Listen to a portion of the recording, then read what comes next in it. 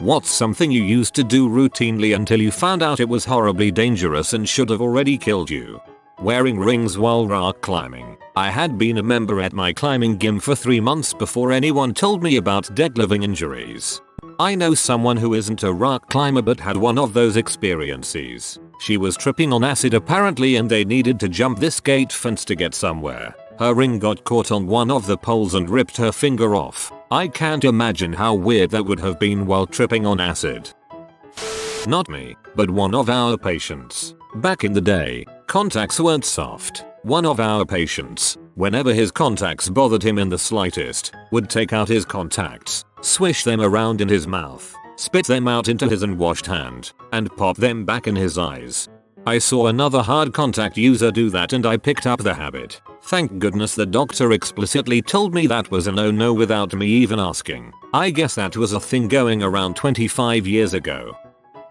Put a fork in the toaster to check on the crispness of the bread. I did that to get it out when bagel got stuck in it until one time I felt a small shock and threw the fork halfway across the kitchen. Never again. Huffing computer duster. I would go on monthly binges of it. I ended up doing it in a Walmart, as I'd sneak quick hits from the one on the shelves, and next thing I know people are waking me up saying I was having a seizure. Haven't done it since. Walking on Suanshiani. Drive very fast. What was I in such a hurry for when I was 17? Nah bro, I'm so cool everyone I go past will notice me. I used to breathe through this one gas mask from World War II. I've researched them and now I know older masks usually contain asbestos, chromium, or some combo. Still collect them, though. Who cares about mesothelioma, which I probably spelled wrong anyways. Well, who knows, perhaps someday you or your loved ones may be entitled to financial compensation. We would be riding around drinking in our 63 Chevy that 3 of us had purchased for $75. Cost $25 each. The 14-year-old that didn't drink would be the driver while the 2 of us that were 16 would polish off some cold course beer. We got started going to the railroad crossing outside of town and parking the car on the tracks so that all 4 tires were over the rails. We then let out about half the air in each tire and laid something on the gas pedal so it would barely push it down. Then we all 3 climbed onto the car hood and laid back on the windshield and rode the 3 miles into town. We would climb back into the car windows and drive to the gas station where we would fill up the tires. The car would stay on the rails unless you didn't let enough air out of the tires and then it would jump the track on a turn. We rescued it once with a chain and a friend's Jeep. The second time it jumped we just left it there. When I was younger, I used to do front flips all the time, until I woke up unable to move for a couple hours. Still have back pains. Scuba diving without a buddy, and it should have killed me twice. Got nose surgery and had to irrigate my nasal passage daily. I use tap water. Then I learned about brain-eating amoebas and crap, so now I use distilled crap. Read about brain-eating amoebas. Instantly the top of my head feels weird. GG. Pulling out the chair from people when they wanted to sit. I learned that it could potentially cause paralysis. I did this so much, and one day my teacher got pee at me and told me to stand up. He stood next to me and then said sit down. He pulled out my chair. I expected it but fell on my butt all the same. Everyone laughed. I deserved it. Back when I was in high school, my friends and I would hang a rope swing on a tree and take turns jumping off of it into a river. We would spend all summer just swimming around and jumping in. It was a year after we graduated high school and all went off to college that we learned that some kids just up the river were doing the exact same thing and a log shifted and pinned one of them underwater, causing him to drown. Not to mention our stretch of the river was right next to a big bridge, so a stray piece of rebar could have literally skewered us after a rope swing. We used to jump off of a 70-foot high railroad bridge into the river, while drunk of course. Then there was a big storm and an underwater tree was washed under the bridge. A few weeks later some girl jumped and ended up impaled by a branch that was pointed up. Within days there was a 10-foot fence installed on both sides of the bridge. I used to tan in a tanning bed every day, sometimes twice a day. I'd always go for the maximum amount of time allowed to. I stopped whenever I noticed a weird dark freckle on my bottom lip and started doing a little research. Now I'm pale as can possibly be, but I'm okay with it. They're illegal in Australia. We already have the largest skin cancer deaths per capita from the sun alone. Till I was a safe kid. Taken prescribed medications for arthritis and allergies. Eventually every medication I had been given was taken off the market because it causes heart failure or some other deadly disease. A moment of silence for Seldane D. Pesky ventricular arrhythmias. Playing the pass out game as a kid. I had a seizure playing this game. I used to ride a bicycle without a helmet while wearing headphones and listening to a Walkman. Replace Walkman with mobile and you'd fit right in the Netherlands. Autoerotic asphyxiation. Just kidding. I still do it. A friend of mine knew a guy who did that. He dead. I think the worst is for the family. Imagine walking in and finding your son brother dad with a purple head and lips, and a grey body and dong. Playing with the lead used to make stained glass windows. I assumed it was like lead pencils and no longer lead. Turns out nope, I was wrong and I will probably end up mad as a hatter.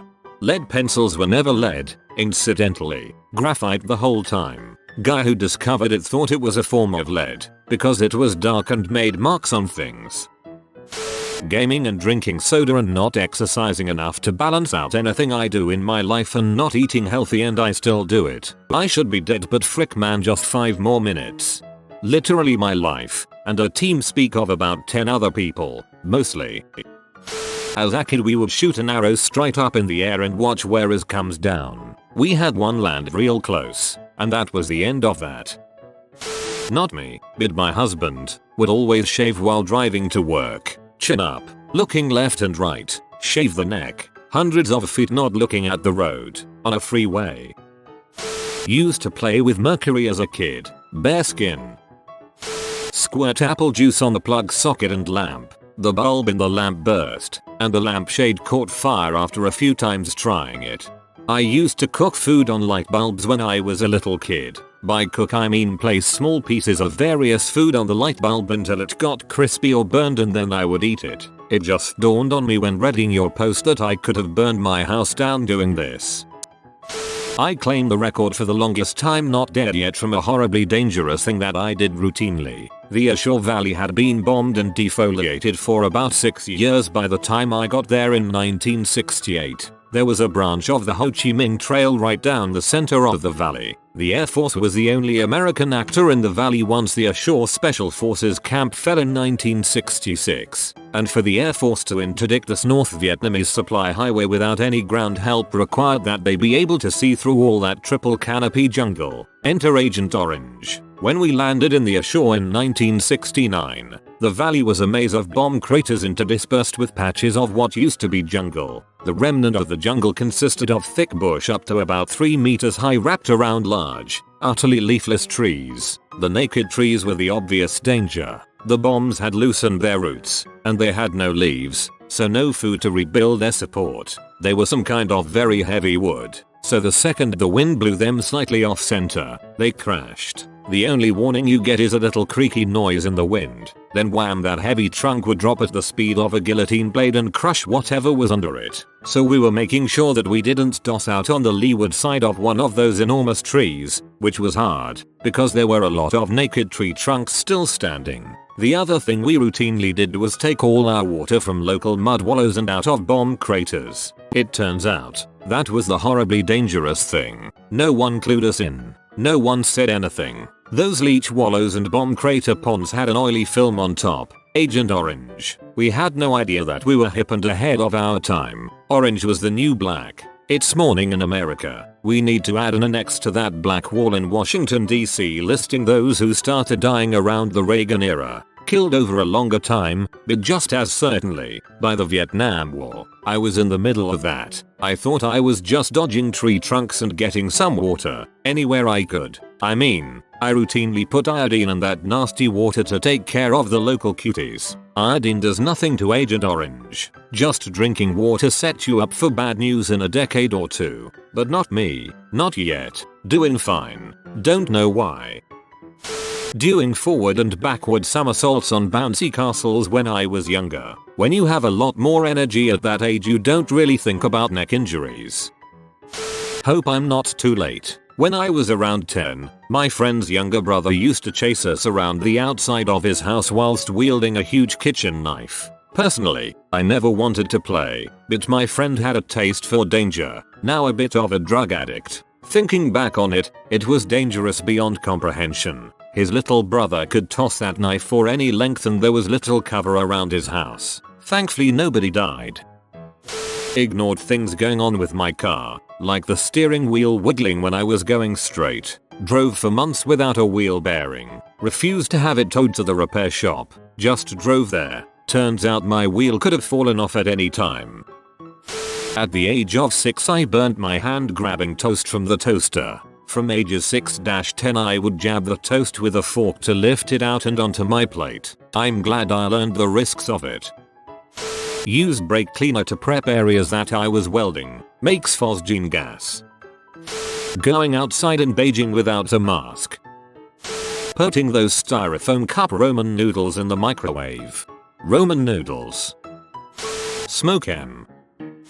For a while there it seemed I had developed a habit of encountering the most dangerous dark wizard of all time at least once a year. Yeah, and the dude patiently waited for the end of the year to make sure that kids are done with the final exams. Sort of related, but take muscle relaxants. I had a really bad back about 6 years ago and was prescribed some muscle relaxants, which I was taking regularly. I was also going through some mental issues. One night I decided, frick this, took 5 or 6 muscle relaxants. I don't remember falling asleep, but I do remember waking up in the middle of the night with chest pain, not being able to lift my arm, and having the sudden thought of is this it, as my arm fell back down and I drifted away. Luckily it wasn't. Your body fought hard for you that day, bro. Sippin' tea in your hood. Sometimes parents can be really stupid when it comes to that stuff.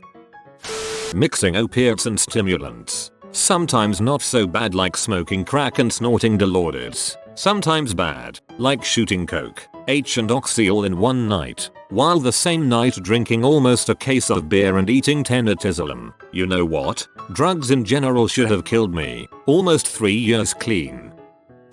You have been visited by the romantic doggo. Comment love is magic so you never fall in the friend zone. If you are new to the channel, you can subscribe. I publish new videos every day. Until then, check another video, or don't. Either way, have a great day you magnificent people.